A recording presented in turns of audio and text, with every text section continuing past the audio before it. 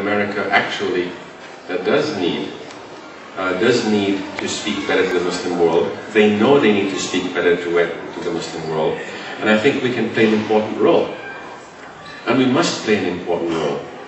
And the nature of this democracy is that if you know how to engage with your political leaders and you engage in the political process, you will get the attention. But the fact of the matter is they do need to speak to the Muslim world, and the Muslim world also wants certain things from America. But are we put in an awkward position where we as American Muslims are coming today to America, desiring to speak to the Muslim world on behalf of America, while we still haven't integrated to the degree that we were talking about 5 minutes ago, or to the integration, the being part of the American psyche, having a say on the table? So we may be looked at as just desiring for what's good for kind of back home mentality, rather than really speaking on behalf of America. How do we deal with that contention?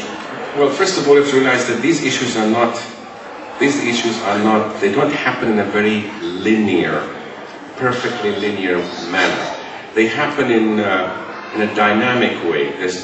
All of these are processes like chemistry, like, things are brewing, things are cooking, and while you will, it's not this step is done completely first and another step completely first. You have to work on all these things, and there are works in progress simultaneously, because the dynamic is always continuing. Right? There are generations of Muslims being born here and becoming Americanized, while there is continued immigration from the Muslim world. It's not like you have a wave of immigrants, they come, they integrate. There's a constant dynamic happening, and you have to sort of separate these strands and engage in the process. And this is why not everybody can engage in every part of the process. Everybody is at their stage in the process.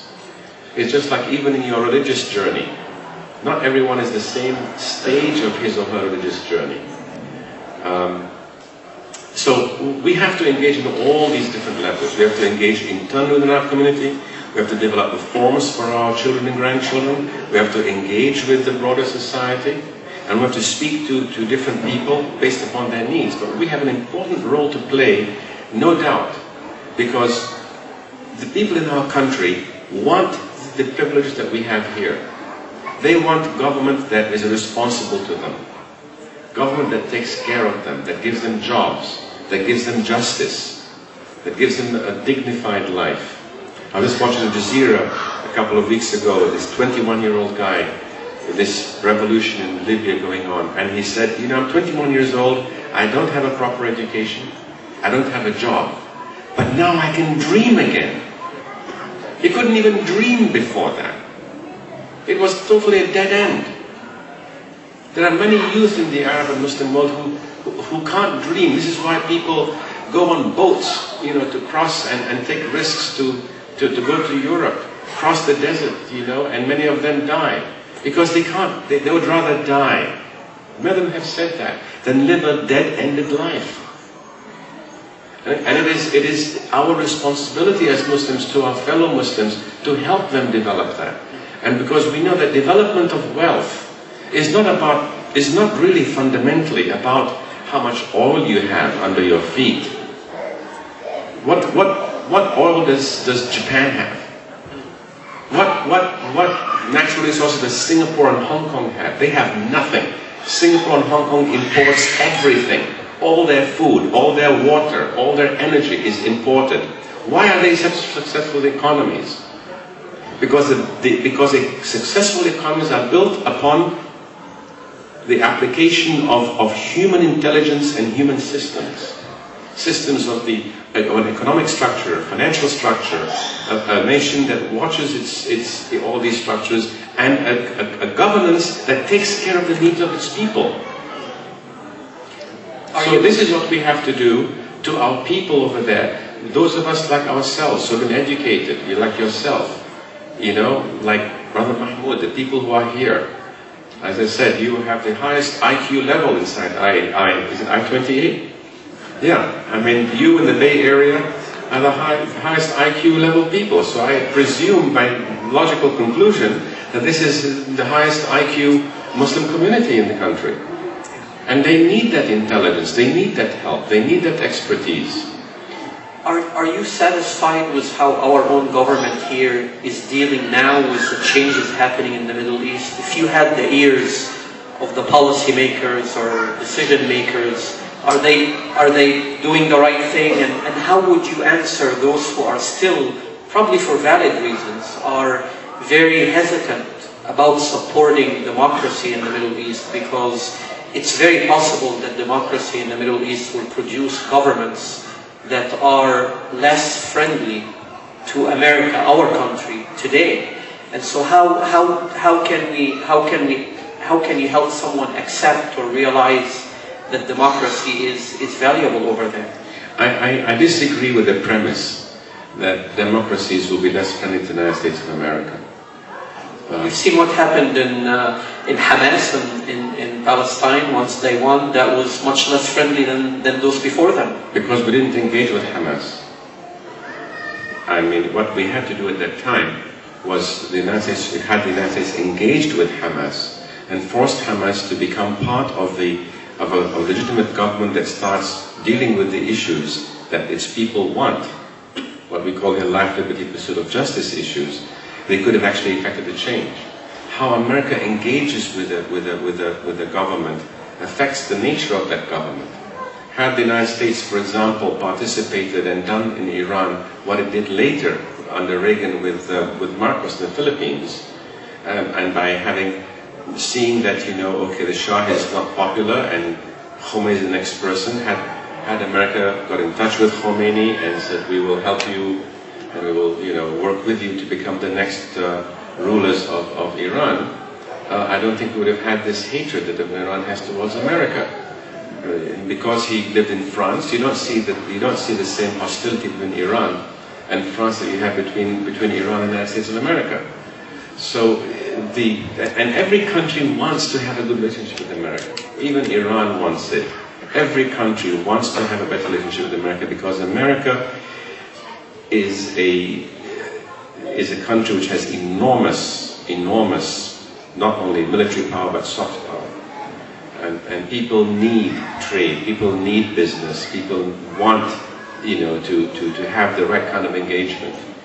So Iranians want to come to study in America. People want to do many things in America. So I believe that if to answer your question as to how this Obama administration dealt with the current, what I call moderation revolution, non-violent revolution happening in the Arab world today, I think they've engaged as best as they could.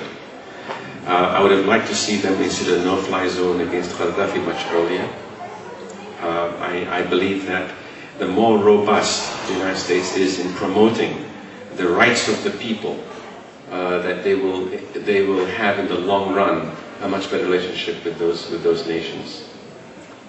Thank you. We're going to open it very soon, inshallah, for some questions from everyone. But before we do that, I'd like you, Imam Feisal, if you can just tell us a little bit about the Cordoba initiative and how it started. What's your vision for it for the next 10 years? Where does it fit within the concepts of the American Muslim culture, within peace in the Middle East? What is its contribution at that level? Sure. I founded I've been thinking about these issues ever since I came to this country for the last, 45 years now, about the needs and situations and issues surrounding Islam and Muslims in America.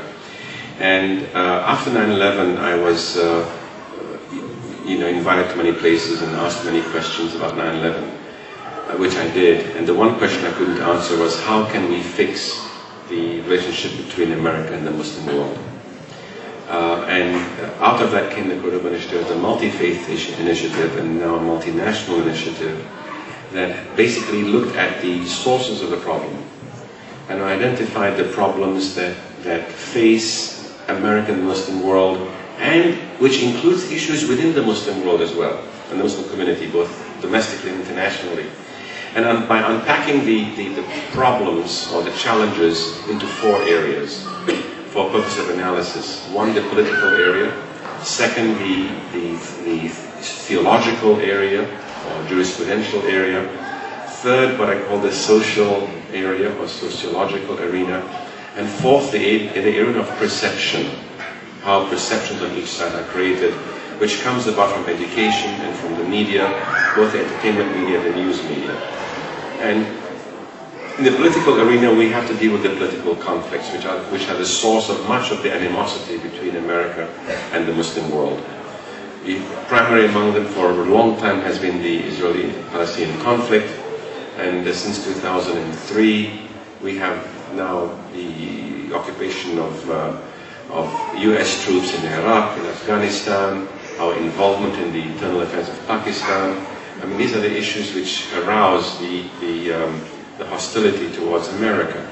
And so these issues need to be resolved very importantly. But there are other issues as well, which are of concern. One is the issue of jurisprudence and law, and a better understanding of law around a number of issues. Issues primarily to America, the issue of church and state separation. There's a perception among many Americans and people in the West that Muslims do not believe in separation of church and state.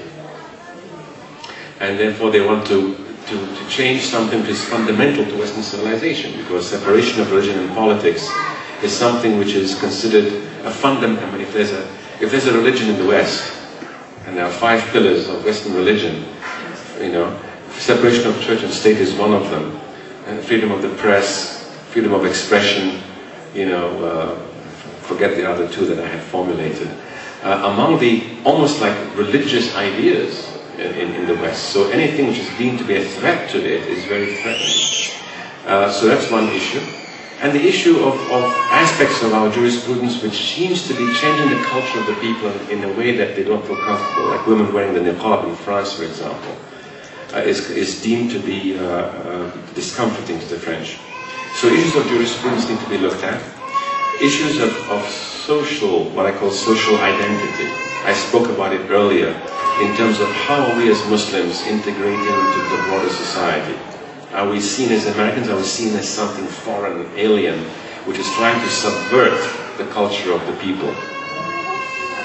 And we see this issue less in America, but more in Europe, because it's less in America because America is structurally a multicultural society. People here are Italian Americans, African Americans, Latin Americans. It's kind of the American social contract.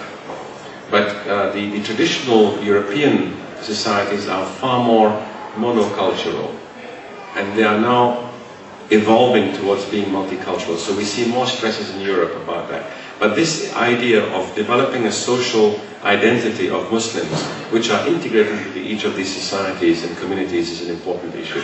That's the third strand of the work, the Code of Initiative. And the fourth is the issue of media and education. I mean, how are people's opinions formed and forged about the other?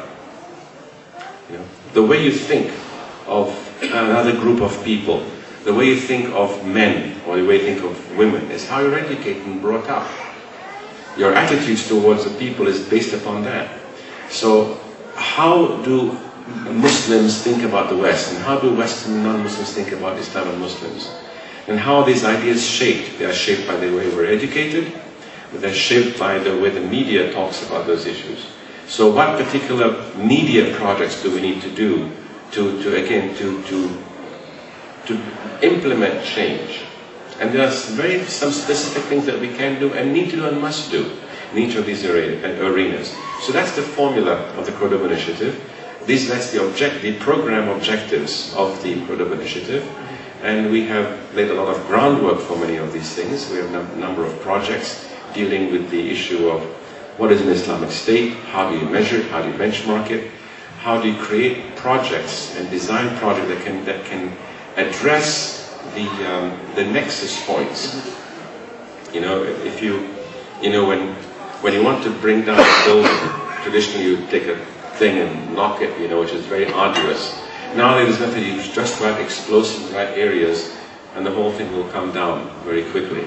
So if you understand how these tensions have been engineered, and you understand their nexus points, you can design projects which hit these particular points. They can very rapidly shift the perception from negative to positive.